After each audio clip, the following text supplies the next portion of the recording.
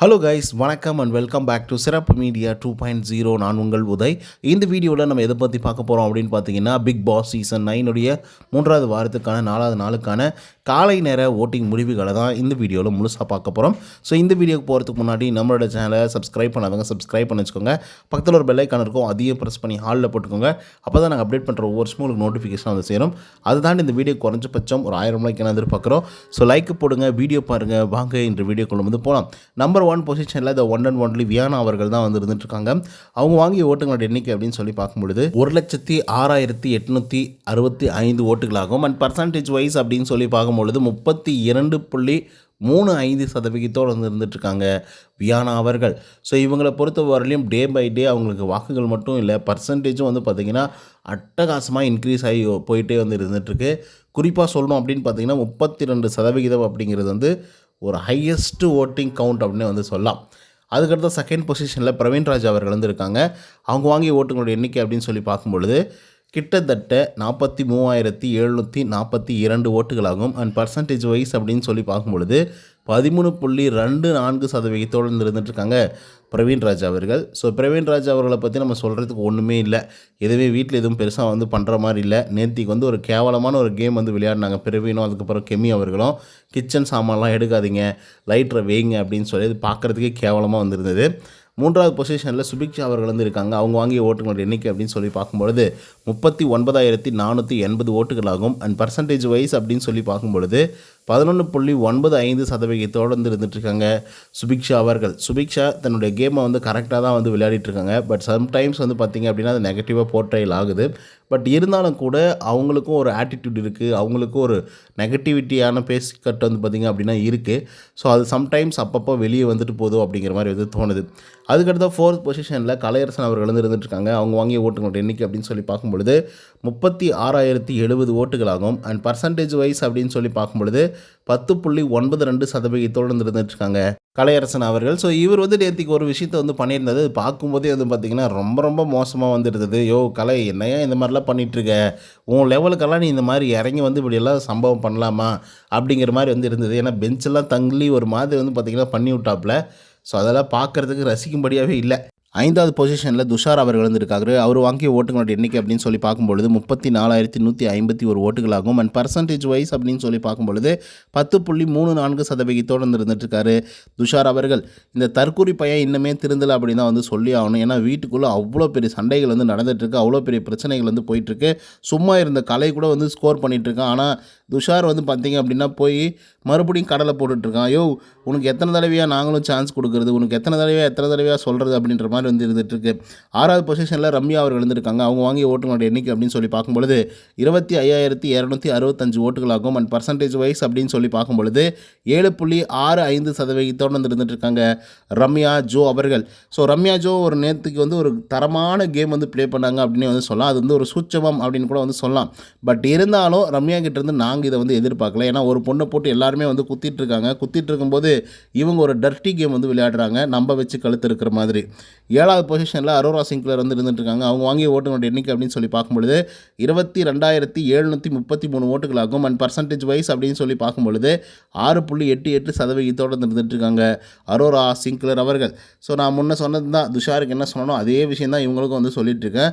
Video ரணகாலம் ஆகிட்டுருக்கு. ஒவ்வொருத்தரும் அடிக்கிற ரேஞ்சுக்கு எல்லாம் டேபிளை தள்ளி அதுக்கப்புறம் எட்டி உதைக்க ஆரம்பித்து அதுக்கப்புறம் பாட்டிலை தூக்கி மேலே போட ஆரம்பித்து அப்படின்னு சொல்லி ஏகப்பட்ட பிரச்சனைகள்லாம் வந்து போயிட்டு இருக்கும்போது இவங்க உட்காந்துக்கிட்டு பேசிட்டு உட்காந்துட்ருக்காங்க. கேட்டால் தன்னிலை மாறாமல் வந்திருக்காங்க. 8வது பொசிஷனில் ஆதிரி வந்து இருக்காங்க. அவங்க வாங்கிய ஓட்டுங்களோட எண்ணிக்கை அப்படின்னு சொல்லி பார்க்கும்பொழுது 22,002 ஓட்டுகளாகும். அண்ட் பர்சன்டேஜ் வைஸ் அப்படின்னு சொல்லி பார்க்கும்பொழுது 6.66% இருந்துட்டுருக்காங்க ஆதிரி அவர்கள். ஸோ ஆதிரியை பொறுத்தவரையிலே ஒரு நல்ல பர்சன்டேஜோடு வந்து இருக்காங்களா அப்படின்லாம் கேட்டிங்கன்னா அப்படியெல்லாம் ஒரு வெங்காயமும் கிடையாது. தயவுசெய்து இந்த பொண்ணை எப்படியாவது இந்த வாரத்தில் தூக்கி வெளியே போட்டால் தான் பிக் பாஸ் வீட்டுக்கு நல்லாயிருக்கும் அப்படின்னு நான் நினைக்கிறேன். ஏன் அப்படின்னு பார்த்தீங்கன்னா தேவையில்லாத விஷயங்கள் வந்து மூக்க நுழைக்கிறது. எப்ஜே வந்து எந்த இடத்துக்கு போகிறானோ அந்த இடத்துலேயே போய் உட்காந்துக்கிட்டு அவன் என்ன பண்ணுறானோ அதுக்கு வந்து பார்த்திங்கன்னா பயங்கரமாக சப்போர்ட்டிவாக வந்து இருக்கிறது அப்படின்னு சொல்லி கேவலமான சில விஷயங்கள்லாம் வந்து பண்ணிகிட்ருக்காங்க. நேற்றுக்கே நீங்கள் வந்து பார்த்துருந்துருப்பீங்க. உடனே அந்த என்ன சொல்கிறது, அந்த கேன்ஸெல்லாம் தூக்கி போடுறது, அதுக்கப்புறம் அந்த குவாலிட்டி செக்கர்ஸ் வந்து இருக்காங்களா அவங்கள போட்டு வெளுன்னு வெளுக்கிற மாதிரிலாம் சில விஷயங்களை பண்ணுறது அப்படிங்கிறதெல்லாம் ரொம்ப மோசமான முறையில் வந்து பார்த்திங்கன்னா நடந்துக்கிறாங்க.